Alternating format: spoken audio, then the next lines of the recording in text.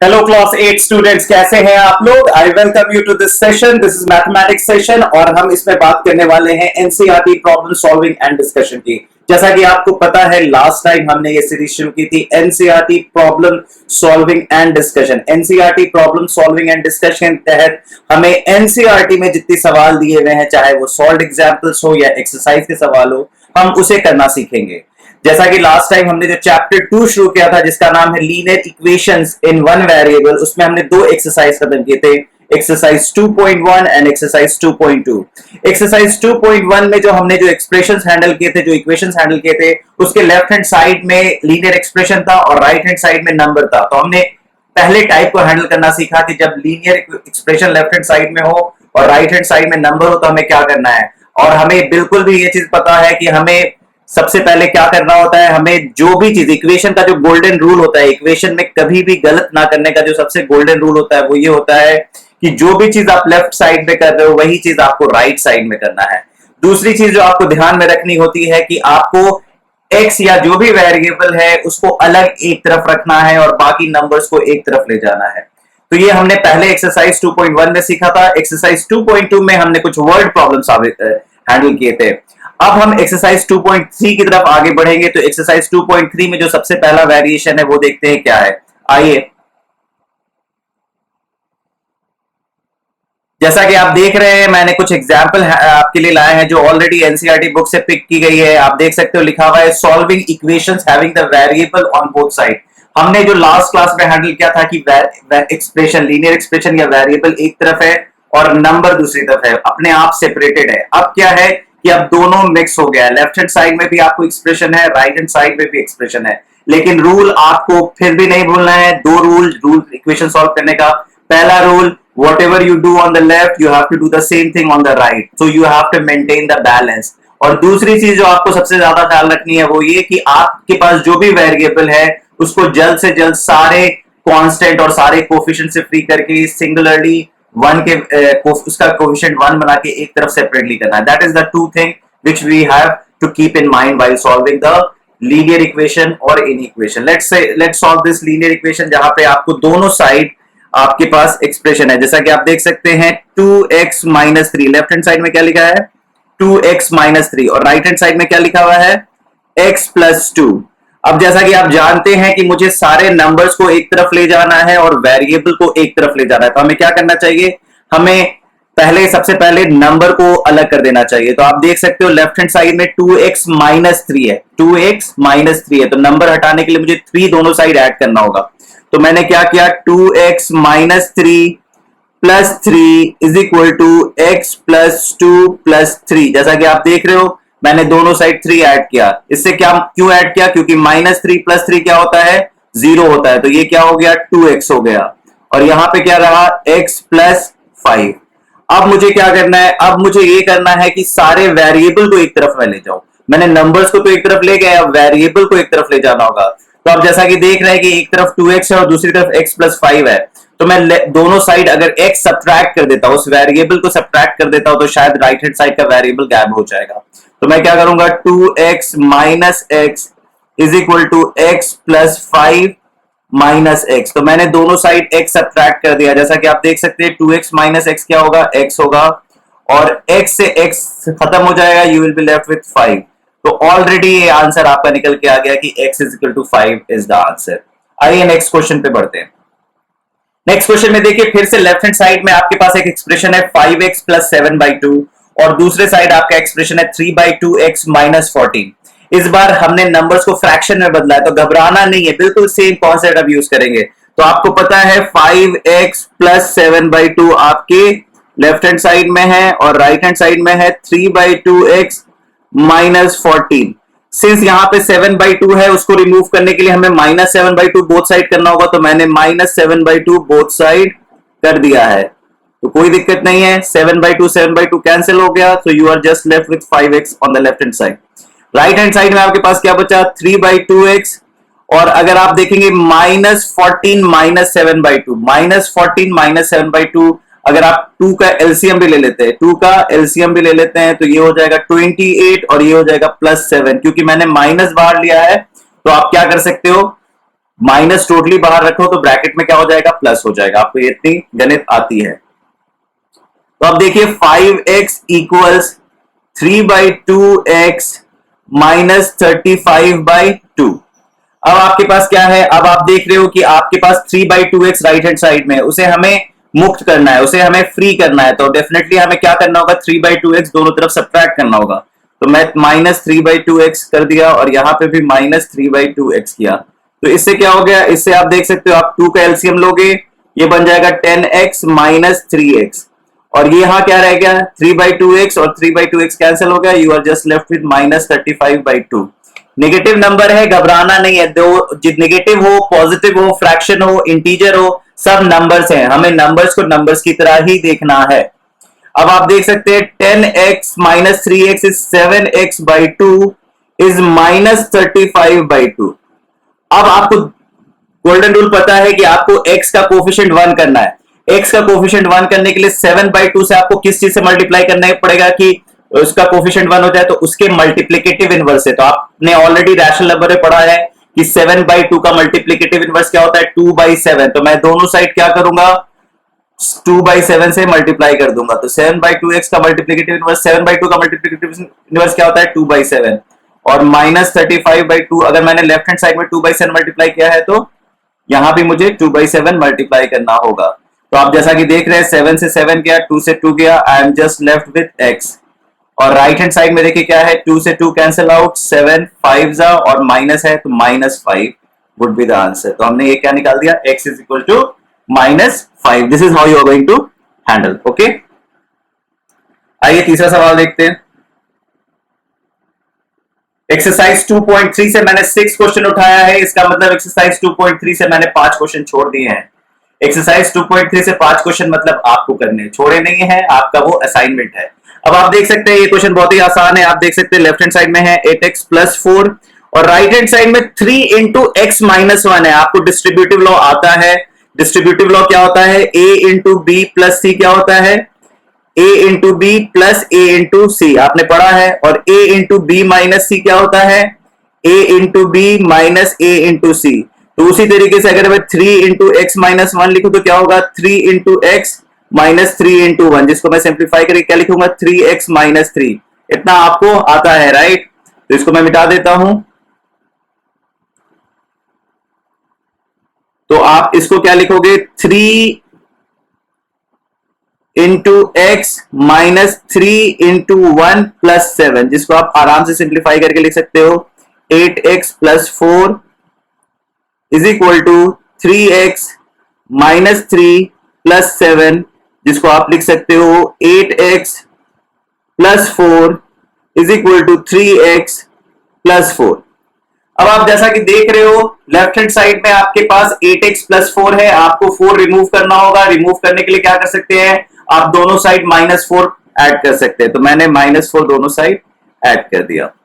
अब दोनों साइड आपको -4 लगा तो क्या बन गया, देखिए क्या चमत्कार हुआ, ये 8x प्लस 4 माइनस 4 इज 0 और यहां पे भी कांस्टेंट चला गया। तो क्या बचा, 8x is equal to 3x।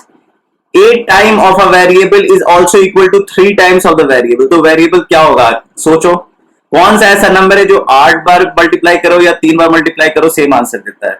I am sure आपको पता चल चुका है, आपके दिमाग में आ रहे बेटे साहब आ गए होंगे। तो 8x सिंस मुझे 3x चाहिए दोनों साइड, तो मैंने क्या किया, माइनस 3x माइनस 3x, तो क्या हो गया 5x is equal to 0. 5 into x is 0. What is x then? Definitely x is 0. So answer is 0. This is how you are going to solve.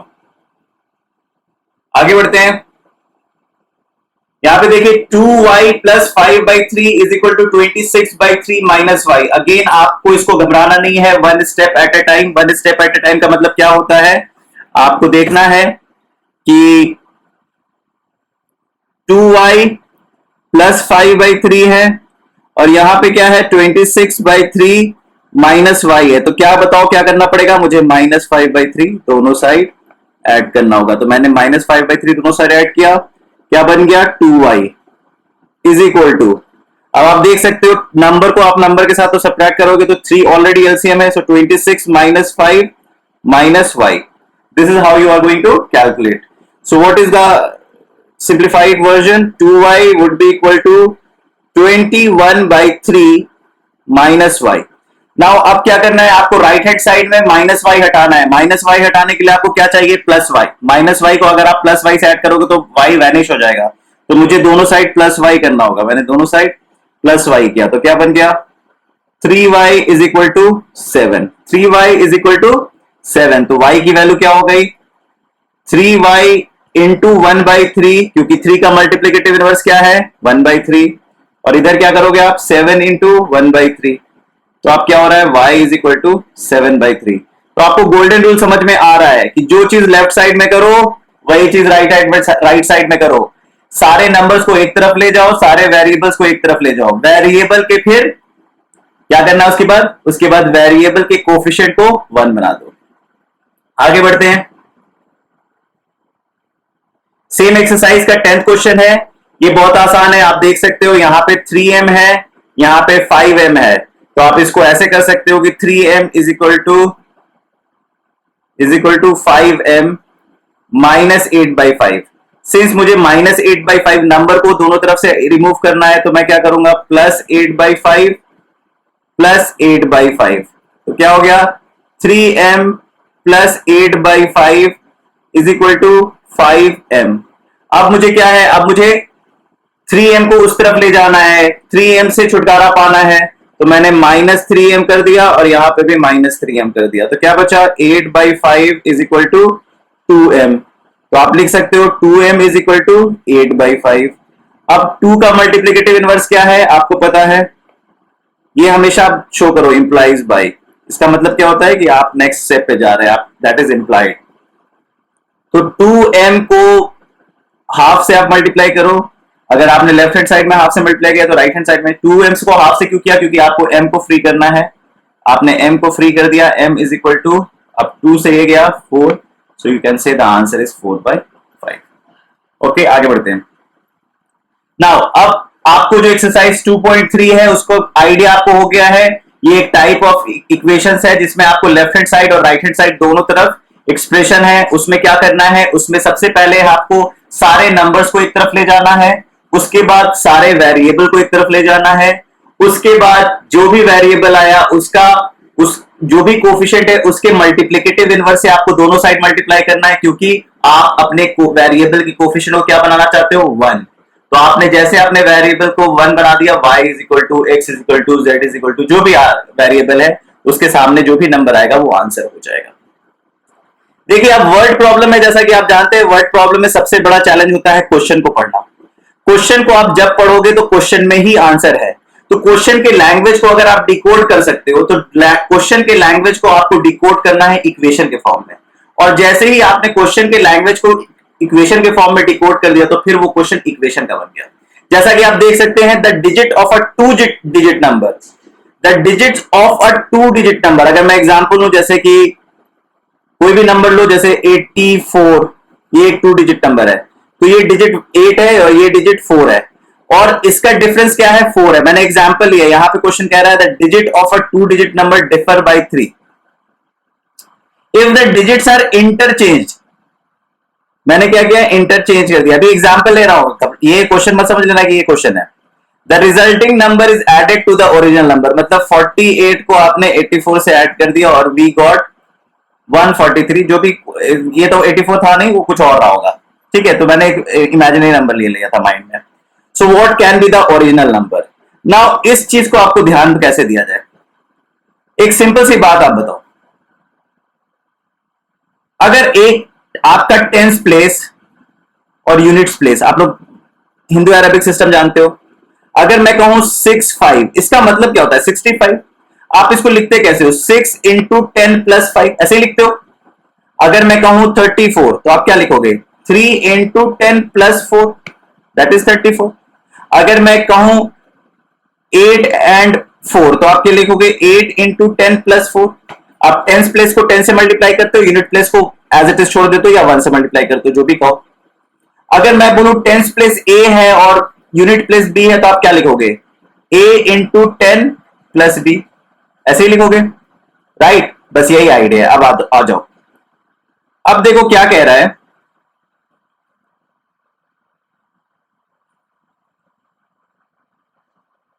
The digit of a 2 digit number differ by 3। एक tens place है और एक unit place है और दोनों का difference 3 है। ये कोई भी नहीं कह रहा है कि कौन सा डिजिट बड़ा है कौन सा डिजिट छोटा है, ठीक है। वो बस कह रहा है कि एक, तो अगर मान लो मैंने यूनिट प्लेस को छोटा मान लिया, अगर यूनिट प्लेस को x मान लिया तो टेंस प्लेस क्या हो जाएगा x प्लस 3। क्यों? क्योंकि difference between the digit is 3। Difference between the digit is 3। तो इसको अगर मैं नंबर की तरह लिखना चाहूं तो ये नंबर क्या होगा 10 into x plus 3 plus x. मानते हो? This is your original number let say, ठीक है। अब आपको इस नंबर को इंटरचेंज करना है। इंटरचेंज मतलब अगर आपने 73 लिया है तो उसका इंटरचेंज क्या होगा 37। आपने अगर ए बी नंबर लिया है तो उसका इंटरचेंज क्या होगा बी ए। अगर आपने एक्स वाई लिया है तो उसका इंटरचेंज क्या होगा वाई एक्स। आपने यूनिट प्लेस को टेंस प्लेस में कर दिया और टेंस प्लेस को यूनिट प्लेस में कर दिया, राइट। तो ये तो हो गया आपका ओरिजिनल नंबर, इसको मान लीजिए हमने लिख दिया ओरिजिनल नंबर।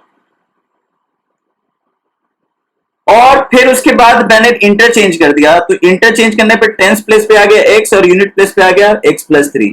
और आप जब इसको लिखोगे तो क्या होगा 10 into x plus 3। This is how you are going to write. So this is your interchange number, this is your interchange number, और you can say new number after interchanging the place. Now आपने original number और new number दोनों को add कर दिया, दोनों को add किया, ठीक है। ऐड कर देते हैं तो 10 into x plus 3 that is plus x, this is your original number, plus 10 into x plus 3 this is your new number, and both are adding up to 143। और दिस इज लाइक दिस। अब आपको पता है distributive law लगा के आप 10 into x plus 3 को क्या लिखोगे 10x प्लस 30, यहां पे x है, 10x प्लस 30 प्लस x, और यहां पे क्या लिखाएगा ये हो गया इस ब्रैकेट में और ये हो गया इस ब्रैकेट में 10x plus x plus 3 which is equal to 143। अब आप देखो 10x प्लस x कितना होता है 11x प्लस 30, और ये क्या हो गया 11x plus 3 which is equal to 143। अब देखो क्या हो रहा है 11x plus 11x is 22x plus 33 is equal to 143। अब this is your equation 22x plus 33 is equal to 143। अब आपको क्या करना है, अब आपको दोनों तरफ आपको x फ्री नंबर्स दोनों तरफ एक साइड ले जाना होगा, तो ये क्वेश्चन अब इक्वेशन का बन गया है। तो आप क्या करोगे -33 दोनों साइड कर दिया, -33 दोनों साइड कर दिया, तो आपके पास क्या बचा 22x is equal to 110, right. क्या बचा 22x इज इक्वल टू 110। अब आप 22x को कोफिशिएंट को 1 करने के लिए आपने क्या किया 1/22 से मल्टीप्लाई कर दिया, तो यहाँ पे 1/22 से, यहाँ पे 22 से 1/22 से क्यों किया 22 का मल्टीप्लिकेटिव इनवर्स क्या है 1/22। तो आप इसको मैं ऊपर थोड़ा मैं मिटा रहा हूं, I'll just take a new page।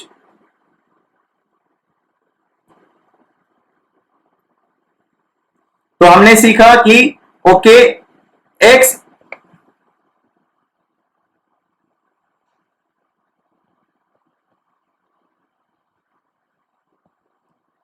I'll just write again, just a second, I'll just pick this equation from here, I'll just copy it, okay,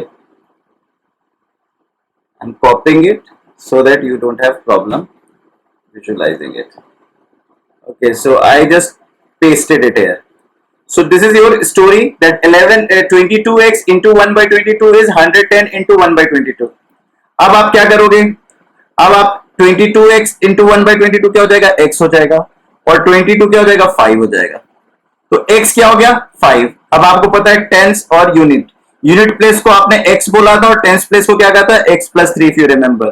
तो ये क्या हो गया 5 और ये क्या हो गया 5 plus 3 that is 85। so the number is 85। इसको इंटरचेंज कर दोगे तो क्या नंबर हो जाएगा 58। देखो दोनों को ऐड करके 5 8 13 143। सो और ओरिजिनल नंबर इज 85। आप ओरिजिनल नंबर 58 भी ले सकते थे अगर आप यूनिट प्लेस को बड़ा कर देते और टेंस प्लेस को छोटा कर देते। दोनों आंसर बिल्कुल सही होगा। ये मैटर्स है कि आपने इक्वेशन किस वेरिएबल को सोच के बनाया। एग्जाम्पल 15 देखिए, Arjun is twice as old as Shreya. मतलब अर्जुन की उम्र श्रेया से दोगुनी है। मतलब अगर श्रेया की उम्र 5 साल है तो अर्जुन 10 साल का हुआ। अगर श्रेया की उम्र 20 साल की है तो अर्जुन की उम्र 40 साल की हुई।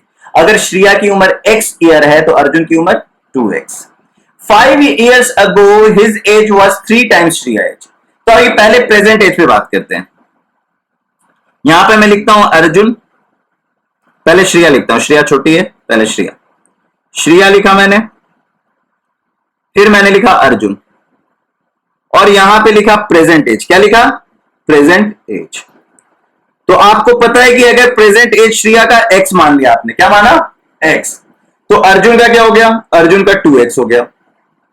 अब 5 years ago, 5 years ago मतलब क्या हुआ? 5 साल पहले। मतलब अगर 220 की बात में है और अगर आप 5 years ago कह रहे हैं तो आप कौन से साल की बात कर रहे हैं? 2015 की, जब आप क्लास 3 में थे। अभी आप 8th में हैं, जब आप क्लास 3 में थे तब की बात हो रही है। तो 5 years ago आपने क्या लिख दिया? 5 years ago। अगर 5 years hence होता तो क्या मतलब होता? 2025 की बात हो रही है, 5 साल आगे की। तो 5 years ago श्रेया की एज बताओ कितनी होगी? x minus 5। अगर आप आज 12 साल के हैं तो 5 साल पहले कितने साल के थे? 12 माइनस 5 साल। और अर्जुन अगर 24 साल का है अभी तो 5 साल पहले कितना होगा? 19 साल। तो आप इसको क्या कहोगे? 2x minus 5।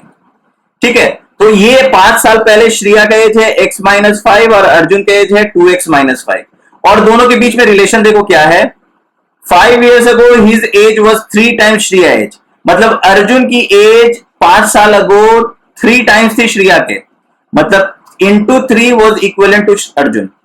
श्रेया की 3 गुनी एज वॉज इक्वल टू, आप सिंपल से लिखो according to question 3 times x minus 5 that was a 5 years ago is equal to 2x minus 5। अब आप डिस्ट्रीब्यूटिव लॉ लगा दो, आप क्या होगे? 3x minus 15 is 2x minus 5। अब आपको यहां पे मान लीजिए नंबर्स दोनों राइट साइड में ले जाने हैं तो आप प्लस 15 तो क्या हो गया? 3x is equal to 2x plus 10। अब आप 2x इधर लाना चाहते हो तो माइनस 2x क्या बचा? x is equal to 10। x is equal to 10। तो श्रेया की उम्र प्रेजेंट एज क्या है? x, तो हो गया 10। अर्जुन की क्या हो गई? 20। तो प्रेजेंट एज हो गई श्रेया की 10, अर्जुन की हो गई 20। 5 साल पहले श्रेया की एज क्या हो गई? 5 साल 10 माइनस 5 और अर्जुन की क्या हो गई? 15। 15 5 का कितना है? 3 टाइम्स। आपने देखा सारी वेरीफाइड हो गई हमारे आंसर्स। आगे बढ़ते हैं।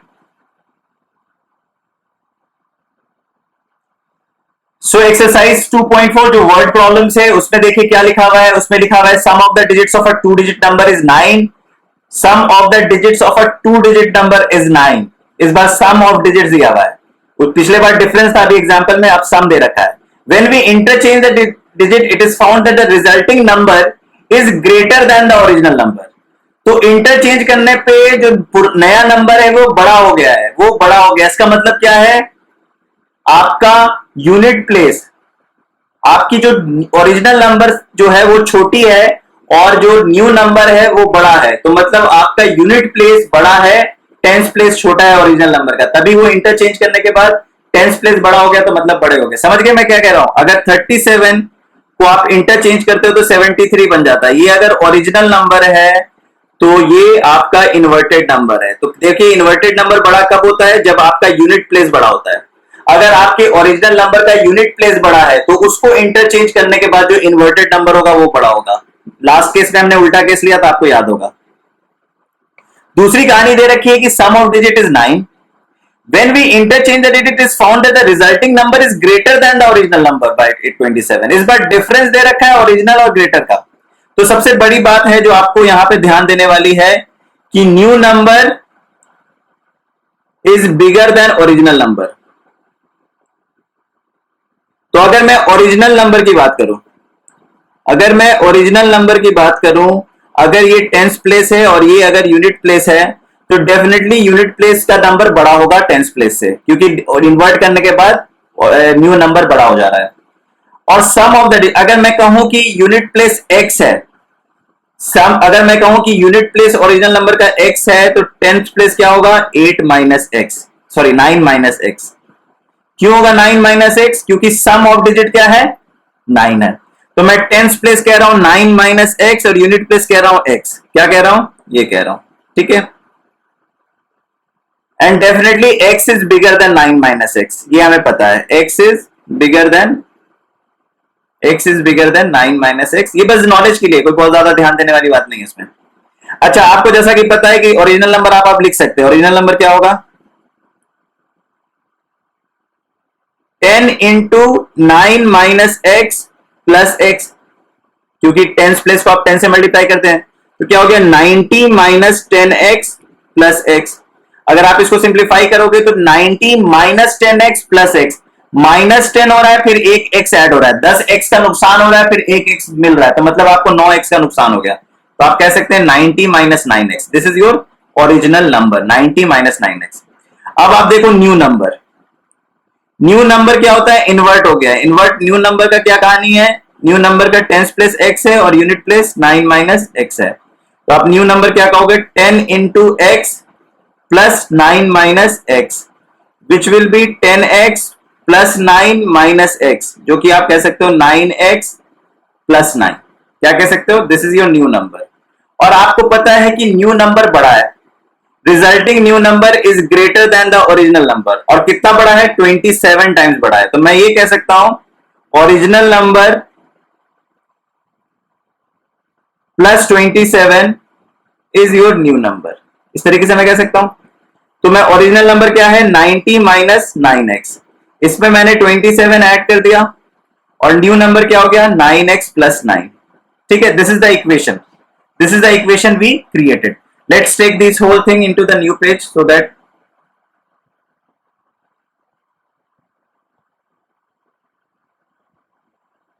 ठीक है। तो मैंने इसको सेम चीज को, अब मैं क्या करूंगा, मैं इसको ऊपर से वाली चीज से हटा देता हूं। तो ये इक्वेशन मेरे पास आ गया है, मैंने इसको डिलीट कर दिया और इसको ऊपर ले गया। This is my according to question story, this is my according to question. देखिए ये आप फिर से देख लो, मैंने ये सारी चीजें यहाँ पे लिख रखी है, आप स्क्रीनशॉट भी ले सकते हो, आप पॉज करके देख भी सकते हो। तो आप देखो क्या है 90 माइनस 9x प्लस 27। अब मुझे क्या करना है, अब मुझे नंबर्स को एक तरफ ले जाने हैं और वेरिएबल्स को एक तरफ। तो आप पहले इसको देख लो, 90 प्लस 27 क्या होता है 117 minus 9x is equal to 9x plus 9। Since मैं सारे नंबर को लेफ्ट हैंड साइड में अगर लेना चाहूं तो मैं कर सकता हूं 117 minus 9x minus 9 is equal to 9x plus 9 minus 9। अब क्या हो गया 117 माइनस 9 क्या होता है 108, 108 माइनस 9x क्या हो गया 9x, क्योंकि 9 माइनस 9 0 हो गया। अब मुझे वेरिएबल एक तरफ ले जाना होगा, तो मैंने 108 माइनस 9x को रिमूव करने के लिए क्या कर दिया प्लस 9x, तो इधर भी मुझे क्या करना पड़ा प्लस 9x। तो क्या हो गया 108 इज इक्वल टू 18x, जिसको मैं इन्वर्ट करके भी लिख सकता हूं 18x इज इक्वल टू 108। 18 का मल्टीप्लिकेटिव इनवर्स क्या है 1 बाई 18, तो मैंने दोनों तरफ 1 बाई 18 से मल्टीप्लाई कर दिया, तो x क्या हो गया 6। तो आपका यूनिट प्लेस क्या आया 6, ओरिजिनल नंबर का यूनिट प्लेस क्या आया 6, टेंस प्लेस क्या आएगा 3, क्योंकि सम क्या है, तो नंबर क्या हो गया 36। This is your original number. Inverted number क्या हो गया 63, तो 63 इज डेफिनेटली ग्रेटर देन 36 जैसा कि क्वेश्चन में है, और 63 माइनस 36 क्या है 27। तो मैं कह सकता हूं जो न्यू नंबर है वो ओरिजिनल नंबर से 27 ज्यादा है। This is how you are going to solve. Same way देखिए एक्सरसाइज 2.4 का 7th question, Hasan buys 2 kinds of clothes material for school uniform. Shirt material that cost him ₹50 per meter and trouser material that cost him ₹90 per meter। Shirt ₹50 पर meter cost आया है और trouser का ₹90 का। For every 3 meter of shirt material he buys 2 meter, for every 3 meter of shirt he buys 2 meters of trouser. He sells the material at 12% and 10% profit respectively. His total sale is rupees 36,600. How many trousers material did he buy? तो अब देखिए कहानी कुछ ऐसी है कि shirt की कीमत, अब देखो शर्ट की कीमत, पहले देखो शर्ट का कॉस्टिंग, देखो शर्ट की कॉस्टिंग है ₹50 पर मीटर, और ट्राउजर की कॉस्टिंग देखिए क्या है, ₹90 पर मीटर। देखो ये सवाल बहुत लैंग्वेज से भरा हुआ है, आप घबरा जाओगे, लेकिन अगर आप अपने आप को पेशेंटली सुनोगे, इस क्वेश्चन को देखोगे, तो आप इसको सॉल्व कर पाओगे। For every 3 meter of the shirt he buys 2 meter of the trouser. ठीक है, तो मान लो शर्ट इसने बाई किया 3x मीटर, कितना मीटर, 3x मीटर, तो ट्राउजर इसने कितना बाई किया, 2x मीटर। बताओ क्यों? क्योंकि हर 3 मीटर पे इसने 2 मीटर ट्राउजर लिया है, तो 6 मीटर पे 4, 9 मीटर पे 6, ऐसे करके आप देख सकते हो, 30 मीटर तो 20। अब देखो every 3 meters he is buying 2 meter of the trouser. अगर आपने शर्ट और ट्राउजर का अगर मैं लूं, अगर ये 3 मीटर है तो ये 2 मीटर ले रहा है, ये अगर 6 मीटर है तो ये 4 मीटर ले रहा है, ये अगर 30 मीटर है तो ये 20 मीटर ले रहा है, अगर ये 3x ले रहा है तो ये 2x ले रहा है। समझ गए कहानी? तो आप इस तरीके से कह सकते हो कि ट्राउजर 2x मीटर लिया, शर्ट कितना लिया, 3x, और ट्राउजर 2x। तो कॉस्टिंग क्या है, शर्ट की कॉस्टिंग देखो, cost price of shirt, cost price of shirt 3x into ₹50, that is ₹150x, 150x, and cost price of trouser 2x into ₹90, that is ₹180x। तो आपने अपना जो ये जो क्वेश्चन का जो सबसे बड़ा पार्ट है, आपने उसको डिकोड कर दिया। ये जो पार्ट है इसको आपने डिकोड कर दिया है कि आपकी जो कॉस्ट प्राइस है वो x के टर्म में कितनी है। ठीक है, तो आपकी कॉस्ट प्राइस शर्ट की 150x है और पैंट की 180x है। ये कहानी हो गई आपकी कॉस्ट प्राइस, हसन की कॉस्ट प्राइस हो गई। He sells the material at 12% and 10% respectively, मतलब 12% शर्ट का प्रॉफिट है और 10% ट्राउजर का प्रॉफिट है। अब प्रॉफिट का मतलब है कि आपने कॉस्ट प्राइस अगर 100 रुपए का है तो 12 रुपए की आपको प्रॉफिट का मतलब है कि आपने 112 रुपए का बेचा। अगर आपका प्राइस 1000 रुपए का है और 12% का मतलब क्या होता है, 120 रुपए का, तो आप अपने कॉस्ट प्राइस से प्रॉफिट निकालते हो। तो आप कह सकते हो profit is equal to profit percent upon 100 into cost price. अब ये फॉर्मूला लगा सकते हो। ठीक, तो प्रॉफिट आपको कितना हुआ शर्ट पे, शर्ट पे हुआ 12%, तो 12/100 इंटू कॉस्ट प्राइस कितना है 150x। ठीक, आप इसको कैलकुलेट करोगे तो 52 3 x एंड 52 100 एंड 2 6 है, तो आप कह सकते हो प्रॉफिट हो गई 18x की। शर्ट पे कितने की प्रॉफिट हो गई, 18x की। तो शर्ट का कीमत, शर्ट का टोटल शर्ट सेलिंग प्राइस क्या हो गया, सेलिंग प्राइस क्या होता है, cost price plus profit, cost price plus profit. तो शर्ट की सेलिंग प्राइस क्या हो गई 150x plus 18x, that is 168x, सब रुपीज में है, तो क्या हो गया 168x। चलो इसको मैं फिर से न्यू पेज ले लेता हूं ताकि, तो मैं सबको क्लीन करके एक बार फिर से आपको ये बना देता हूं ताकि आपको सब कुछ क्लियरली दिखे दे। मैं सबको मिटा रहा हूं और मैं सिंपल सी बात टेबल पे बना देता हूं। देखिए, तो हम लोग अभी तक क्या क्या ज्ञान हासिल कर पाए हैं। यहां पे मैंने शर्ट लिख दिया, यहां पे मैंने ट्राउजर लिख दिया। ठीक है, अब आप देखिए,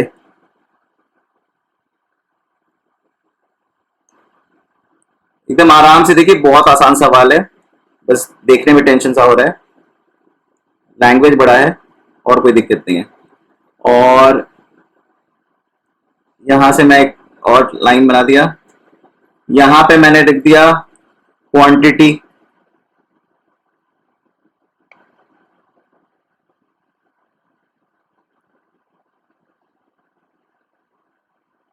फिर मैंने लिख दिया कॉस्ट प्राइस,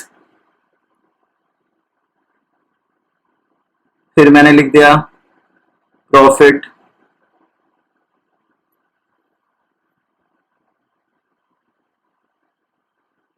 फिर मैंने लिख दिया सेलिंग प्राइस। तो शर्ट की क्वांटिटी आपको देखिए, हमने शर्ट की क्वांटिटी क्या निकाली थी, शर्ट की क्वांटिटी हमने निकाली थी 150x क्योंकि 50 मीटर पर 3x। तो क्वांटिटी थी शर्ट की 3x और ट्राउजर की क्वांटिटी थी 2x।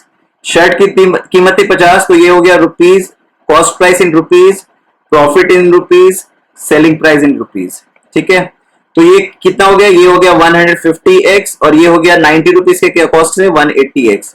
प्रॉफिट इसमें था, आपको याद होगा, इसमें था 12% का प्रॉफिट, इसमें था 10% का प्रॉफिट। 12% 150x का भी हमने निकाला था 18x। क्या निकाला था? 18x। आपको पता है selling price is cost price plus profit, तो क्या हो गया 150x plus 18 is 168x। This is the selling price of shirt. 18% का 10% क्या होता है? 10/100 इंटू 180, बताइए क्या होगा? 1 से 0 से 0 0 0, तो 18x। तो आप देख सकते हो कि शर्ट की भी प्रॉफिट 18x आ रही है। 180x का 10% कितना होता है? 18x। तो यहां पे भी आपको प्रॉफिट कितने का मिला? 18x का। और टोटल कॉस्ट कितना हो गया? ये दोनों को ऐड कीजिए तो आ गया 198x। So this is your total selling price. तो टोटल सेलिंग प्राइस क्या हुआ? 160। अब आ जाइए, आपको ऑलरेडी एक और इंफॉर्मेशन दे रखा है क्वेश्चन में। क्या इंफॉर्मेशन दे रखा है क्वेश्चन में? दे रखा है his total sale is 36,600। His total sale is 36,600। तो according to question total sale क्या है? 168x plus 198x is equal to rupees 36,600।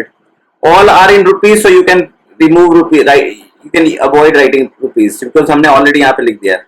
अब 168 प्लस 98, 168 प्लस 198 को सीधे ऐड करने से अच्छा है कि 168 में 200 ऐड कर दो। कितना ऐड कर दो? 200। तो क्या होता है 168 पे 200? 368। और दो कम कर दो तो क्या हो जाता है? 366। देखो मैंने क्या किया है, 168 में मैंने 200, 198 करना था, मैंने 200 ऐड कर दिया और 2 माइनस कर दिया क्योंकि 198 इज 200 माइनस 2। तो ये बन गया 3। देखो अब कितना आसान सा हो गया। तो x क्या हो गया आपको पता है, आपको 366x को उसके मल्टीप्लिकल इनवर्स से बात करनी है, तो आपने यहां भी 1/366 से, तो आपके पास x की वैल्यू क्या आई? यहां से x गया, यहां से गया तो 100। तो x क्या हो गया? x is equal to 100। अब आपसे क्या पूछ रहा है? आपसे x नहीं पूछ रहा है, आपसे पूछ रहा है वो how much trouser material did he buy. Quantity trouser material की क्या थी? 2x थी, जैसा कि आपको पता है क्वांटिटी 2x थी। तो 2x क्या होता है? 200 मीटर। क्वांटिटी किस में थी? मीटर में। कॉस्ट किस पे था? Price per meter, cost rupees per meter में था। बिल्कुल। तो इस सवाल को देखिए, हमने सिर्फ लैंग्वेज को डिकोड किया। देखिए क्या था? ₹50 पर मिनट, ₹50 पर मीटर, ₹90 पर मीटर। और हर 3 मीटर शर्ट पे 2 मीटर ट्राउजर लिया गया था, तो 3x और 2x। इससे हमने क्या निकाला? कॉस्ट प्राइस निकाल लिया। 3x इंटू ₹50 150x और ट्राउजर का क्या आया? 180x। उसके बाद हमने क्या किया? उसके बाद हमने प्रॉफिट परसेंटेज अकॉर्डिंगली शर्ट और पैंट का निकाला, जो कि प्रॉफिट परसेंटेज होता है प्रॉफिट अपॉन 100 इंटू सीपी। और उसके बाद वो आपने कॉस्ट प्राइस में ऐड कर दिया, तो क्या बन गया? Selling price. और उन दोनों को सेलिंग प्राइस को ऐड करके आपने टोटल सेलिंग प्राइस से ऐड कर दिया। एक्सरसाइज 2.4 का देखिए ये क्वेश्चन क्या है? A man's age is 3 times his son's age. 10 years ago he was 5 times his son's age। Again जब भी आपको एज वाला प्रॉब्लम है, आप टेबल बना सकते हैं। आप कह सकते हैं अमन's age, Aman is the father and Aman son. ठीक है, और आप यहां पे प्रेजेंट एज लिख सकते हैं। अमन's age is 3 times his son's age. तो सन्स एज को आप x मान लो, तो अमन की एज क्या हो गई? 3x। 10 years ago, 10 years ago का मतलब क्या हुआ? 10 साल पहले। तो 10 साल पहले अमन की उम्र क्या हो गई? 3x minus 10। और अमन के बच्चे की उम्र क्या हो गई? x minus 10। एंड जो अमन का बच्चा था और अमन के बीच में जो रिश्ता था, वो जो उम्र के बीच का जो रिलेशन था वो क्या था? ये अमन से 5 टाइम्स बड़ा था। अमन अपने बच्चे से 5 टाइम्स बड़ा था तब, जब 10 साल पहले था। तो according to question 10 years ago, अगर आप देखोगे, अगर आप लैंग्वेज पहले देखो, 10 years ago Aman son into 5 times is equal to Aman, Aman's age 10 years ago, अगर आप लैंग्वेज पे ध्यान दो तो मैं एक और इसको मैं इक्वेशन के फॉर्म में लिखूंगा तो क्या होगा, इक्वेशन के ऊपर में अगर अमन की एज, अमन के बच्चे की एज क्या है x-10, बार बार अमन खुद बच्चे का नाम रख रहा है, दैट्स ओके। तो अमन के बच्चे की एज क्या है x-10, और x-10 से अगर आप 5 टाइम्स मल्टीप्लाई करते हो तो किसकी एज आ जाती है, अमन की एज आ जाती है, तो 3x-10, ओके। तो 5x-50 मैंने डिस्ट्रीब्यूटिव लॉ लगा दिया, ये हो गया 3x-10। तो क्या हो गया, अब कहते हैं मुझे 50 को यहां से रिमूव करना है, तो मैंने 5x-50 plus 50 is equal to 3x-10 plus 50। देखिए क्या हो गया, ये हो गया 5x, ये हो गया 3x प्लस 40। उसके बाद दोनों तरफ 3x ले आओ, तो 5x minus 3x is equal to 3x plus 40 minus 3x, क्या हो गया 2x is equal to 40, which means x is equal to 20। 20 मतलब अमन की प्रेजेंट एज है 20, और अमन के बच्चे की प्रेजेंट एज है 20, और अमन की एज हो गई 60। So Aman is a 60-year-old person. Normally Aman आप लोग छोटे बच्चे को ज्यादा लगता है, okay. So this is how it goes. आइए देखते हैं कितने क्वेश्चंस बचे हैं हमारे पास। चलिए छोटा सा बचा है, लास्ट एक्सरसाइज, इसको जल्दी से खत्म ही कर लेते हैं ताकि आपका ये चैप्टर ही खत्म हो जाए एनसीईआरटी, ताकि आप इसको सॉल्व कर सके, ठीक है। देखिए क्या है, 6x plus 1 by 3 plus 1 is equal to x minus 3 by 6। देखिए क्या हो रहा है कि इसमें थोड़ा सा कॉम्प्लिकेट कर रहा है, आपको थोड़ा सा फ्रैक्शन से घुमाने की कोशिश कर रहा है। तो जो बच्चों को फ्रैक्शन से डर लगता है वो बच्चे फंसने लगेंगे, तो इसको इतना ज्यादा घबराने की जरूरत नहीं है। आपको क्या करना है, आपको सबको नंबर की तरह ट्रीट करना है। तो 6x प्लस 1 बाई 3 को अगर आप सोचो तो ऐसा ही बना होगा, 6x by 3 plus 1 by 3 plus 1, मैंने सबको अलग कर दिया, और इसको क्या कर दिया x बाई 6 माइनस 3 बाई 6। अब देखिए आसान हो गया। अब देखो क्या हो गया, अब ये 3 से ये हो गया 2x, और ये क्या बन गया, ये हो गया 1 प्लस 1 बाई 3 4 बाई 3।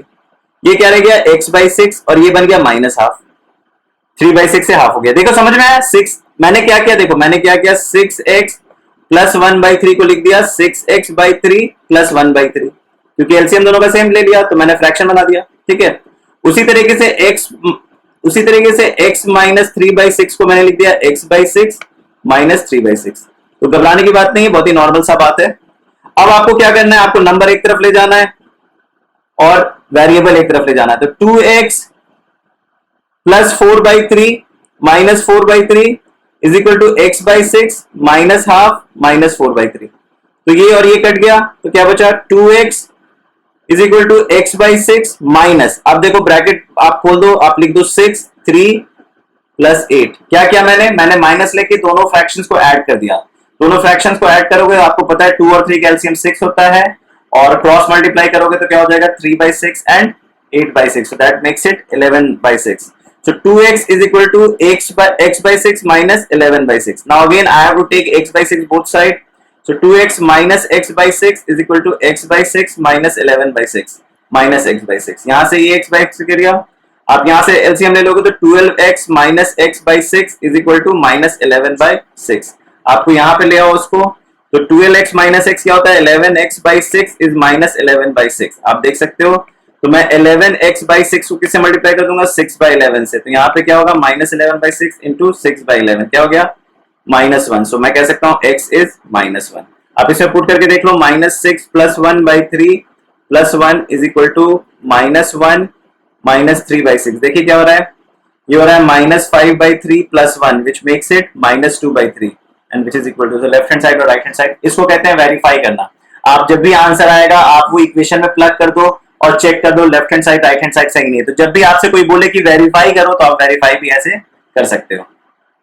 आइए देखते हैं इसमें क्या है। इसमें देखो डिस्ट्रीब्यूटिव लॉ लग रहा है। इसमें देखिए 5x है, जल्दी जल्दी करते हैं, 2 अंदर चला जाएगा तो माइनस 4x प्लस 14। बताओ प्लस 14 क्या हुआ, minus 2 into 2x minus 4x और माइनस 2 इंटू माइनस 7 प्लस 14। ये उधर जाएगा 2 into 3 6x minus 2 plus 7 by 2। ठीक है, अब आप देखो 5x minus 4x is x plus 14। जल्दी जल्दी करते हैं, 6x माइनस, अगर मैं देखूं प्लस 7 बाई 2 माइनस 2 है, इस तरीके से रीअरेंज कर दो। मुझे यहाँ 14 रिमूव करना है तो मैंने यहाँ पे 14 कर दिया।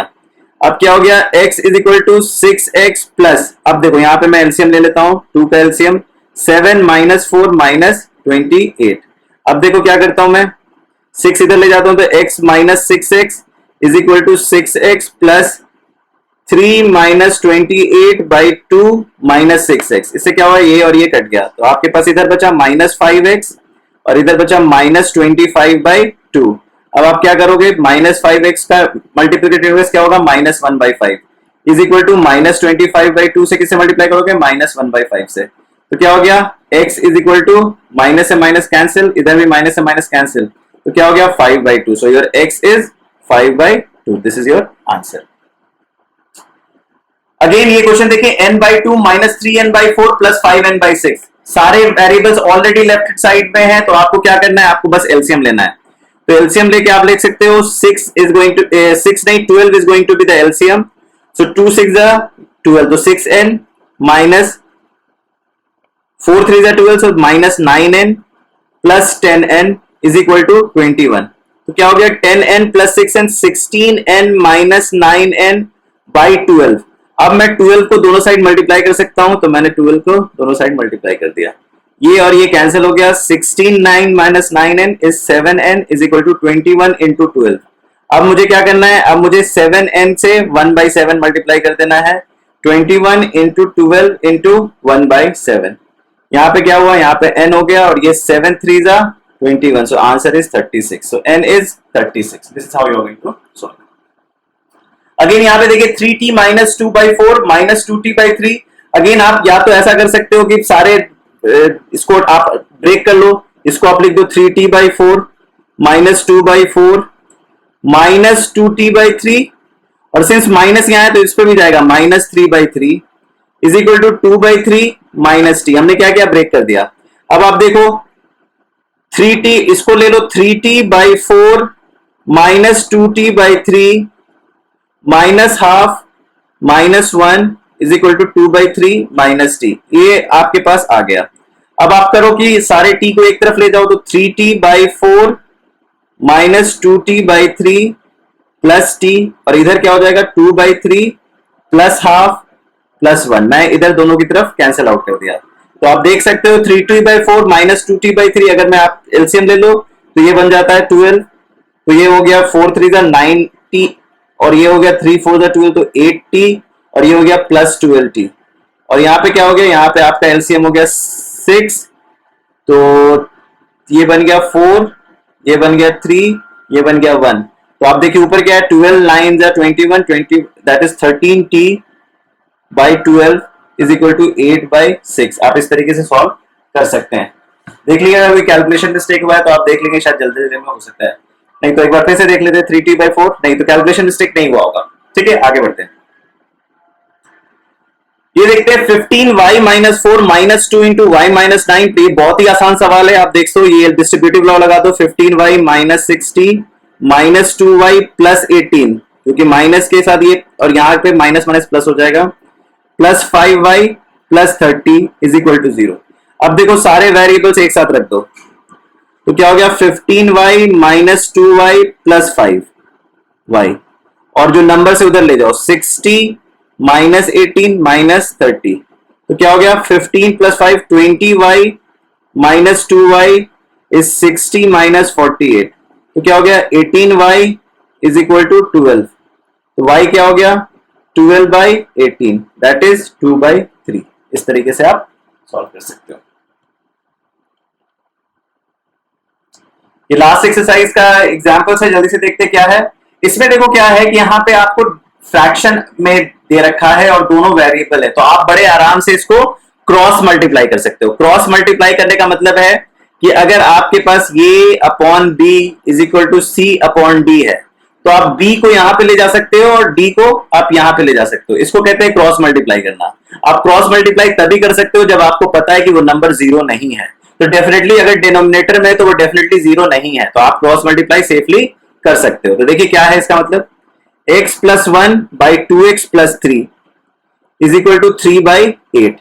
या तो आप ऐसे बात कर लो कि मैंने दोनों तरफ 8 मल्टीप्लाई कर दिया, इंटू 8, तो क्या हो गया 8 कैंसिल, और फिर उसके बाद क्या कर दिया मैंने, दोनों तरफ 2x प्लस 3 से मल्टीप्लाई कर दिया, 2x प्लस 3 2x प्लस 3, और यहां पे क्या गया 3 इंटू 2x+3, तो ये 2x+3 और 2x+3 कट गया, तो 8 into x plus 1 is equal to 3 into 2x+3। तो आप देख रहे हो कि इसका डिनोमिनेटर इधर चला गया और इसका डिनोमिनेटर इधर चला गया है। डिस्ट्रीब्यूटिव लगा दो 8x+8 और उधर लगा दो डिस्ट्रीब्यूटिव 6x+9, उसके बाद 8x minus 6x is equal to 9 minus 8। तो आई होप आप इस क्वेश्चन को सॉल्व कर सकते हो। तो x will be equal to half. I hope आप लोगों को समझ में आ रहा है। नहीं समझ में आ रहा है तो कोई दिक्कत नहीं है, आप इसको दोबारा देखिए, कोई दिक्कत आएगा तो हम लोग इसको फिर से देखेंगे। अगेन अब देखिए क्या है, present age of Anu and Raj are in the ratio of 4:5। 8 years from now the ratio of their ages will be 5:6. Present age of Anu and Raj are in the ratio 4:5. 8 years from now the ratio of their ages will be 5:6. Find their present ages. ठीक है, ये last exercise है, तो 2-3 question बाकी रह गए। तो I just discuss this example and then in the next class we will solve this question और आपके लिए असाइनमेंट की तरह भी हो जाएगा। तो कह रहा है कि present age of Anu and Raj, तो आप फिर से लिख लो अनु, यहां पे लिख दो राज और यहां पे लिख दो प्रेजेंट एज। क्या कह रहा है, 4:5 है, तो आप इसको 4x मान लो, इसको 5x मान लो। अनु का एज आपने 4x मान लिया और राज का एज आपने 5x मान लिया। रेशो में, मतलब रेशो का कॉन्सेप्ट मैंने अभी आपको शर्ट और ट्राउजर में दिखाया था। तो अगर अनु की एज 4 साल है तो राजू की 5 साल, अनु की एज 40 साल है तो राजू की 50 साल, अनु की एज 8 साल है तो राजू की 10 साल, अनु की एज 4x है तो राजू की 5x। 8 years from now मतलब 8 years hence, 8 years hence future में अनु की एज 5:6 हो जाएगी। तो 8 years पहले आप लिख दो 4x प्लस 8 और राज की एज हो जाएगी 5x प्लस 8 और उनका रेशियो क्या हो जाएगा 5:6। तो आप कह सकते हो according to question 4x plus 8 upon 5x plus 8 will be equal to 5/6. This is what the question is. Now it has been reduced into a question of equation. आप क्रॉस मल्टीप्लाई करो, 6 into 4x plus 8, 5 into 5x plus 8। ठीक है, तो ये हो गया 24x plus 48 और ये हो गया 25x plus 40। तो आप देख सकते हो, मैं दोनों को एक तरफ 25 को उधर ले जाता हूं तो आप क्या हो जाएगा 48 minus 40 is 25x minus 24x। तो क्या बन गया x इज इक्वल टू 8। तो आप कह सकते हो कि x इज 8। तो x उम्र नहीं है, अनु की एज हो गई 4 into x that is 32 years and Raj की एज हो गई 5 इंटू 8 दैट इज 40 ईयर्स। क्योंकि x अगर 8 है तो 5x क्या होगा 40 और x अगर 8 है तो 4x क्या होगा 32। तो अनु की प्रेजेंट एज है 32 और राजू की प्रेजेंट एज है 40। आइए जो क्वेश्चन है वो देख लेते हैं। अगेन आप देख लो ये क्वेश्चन में क्या है, 3y plus 4 upon 2 minus 6y। आप इसको क्रॉस मल्टीप्लाई करोगे and then you can solve. Please do solve and send us your assignment. The ages of Hari and Harry are in the ratio 5:, बिल्कुल सेम सवाल है, data change हो गया, बिल्कुल same सवाल है, डेटा चेंज हो गया है और 4 years नाउ में फ्रॉम नाउ आ गया है, मतलब अभी फ्यूचर की बात हो रही है। सेम क्वेश्चन है, आप इसको सॉल्व कर लीजिएगा। Last question of the day, the denominator of a rational number is greater than its numerator by 8। denominator इस rational number का numerator से 8 बड़ा है, तो अगर मैं numerator को x मान लूं तो denominator x by x plus 8 हो गया है। if the numerator is increased by 17 and denominator is decreased, नया क्या हो गया x plus 17 और denominator is decreased by 1 x plus 8 minus 1, the number obtained is 3/2। ये आपका नया नंबर है, आप इसको क्रॉस मल्टीप्लाई कर लो। आई होप आपको आता है, राइट। तो बच्चों अभी हमने अपना exercise linear equations in one variable खत्म किया है एनसीईआरटी से। हमने पूरे 5 से एक्सरसाइज खत्म कर लिए हैं।